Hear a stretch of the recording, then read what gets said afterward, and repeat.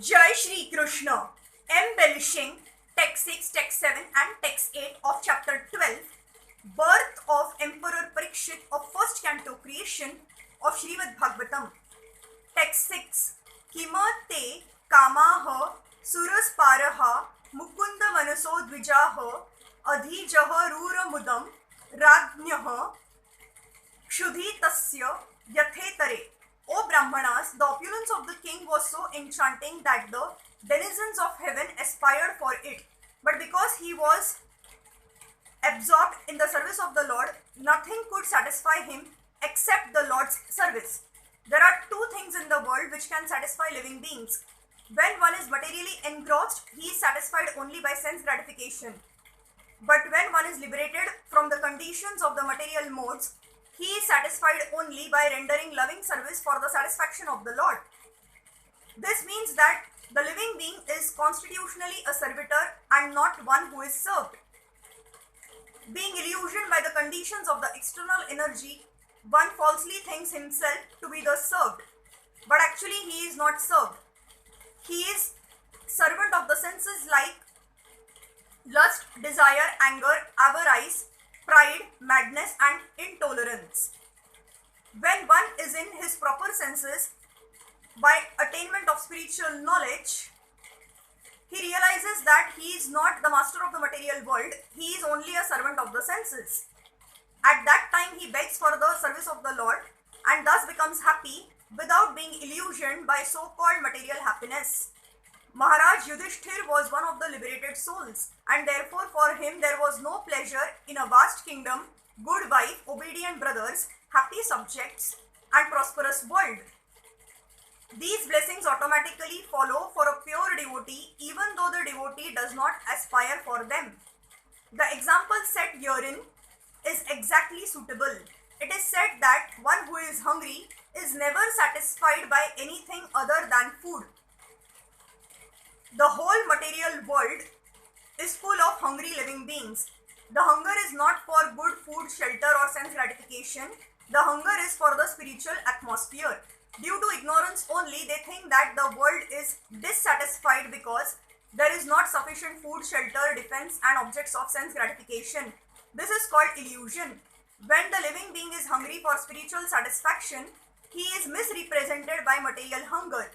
But the foolish leaders cannot see that even the people who are most sumptuously materially satisfied are still hungry. And what is their hunger and poverty?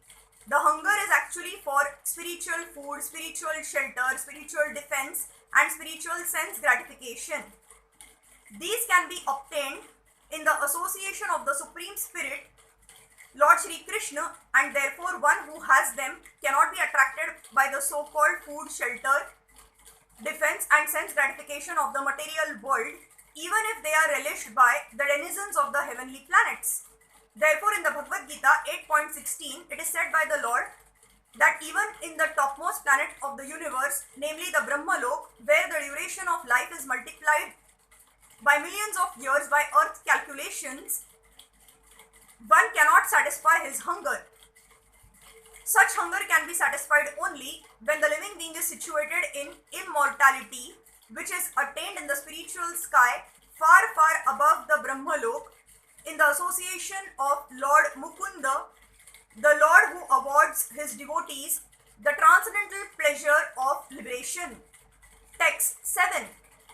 Matur garbha gato viraha sa tada Bhrugunandana dadarsha purusham kanchida dahayamano astra tejasa.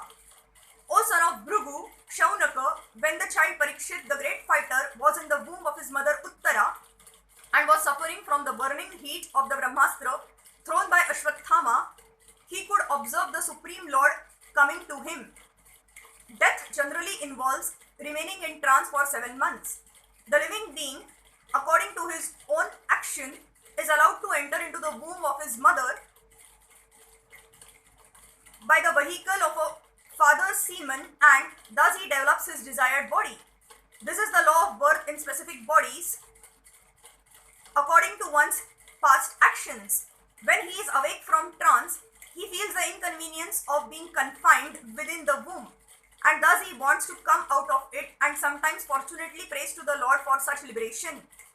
Maharaj Pariksit, while in the womb of his mother, was struck by the Brahmastra released by Ashwatthama, and he was feeling the burning heat. But because he was a devotee of the Lord at once appeared himself within the womb by his all-powerful energy, and the child could see that someone else had come to save him. Even in that helpless condition, the child Pariksit endured the unbearable temperature due to his being a great fighter by nature. And for this reason, the word Viraha has been used. Text 8. Angushta Matram Malam Sphurata Purata Maulinam Api Vyadarshanam Shamama Tadida Vasa Samachitam. He, the Lord, was only thumb high, but he was all transcendental.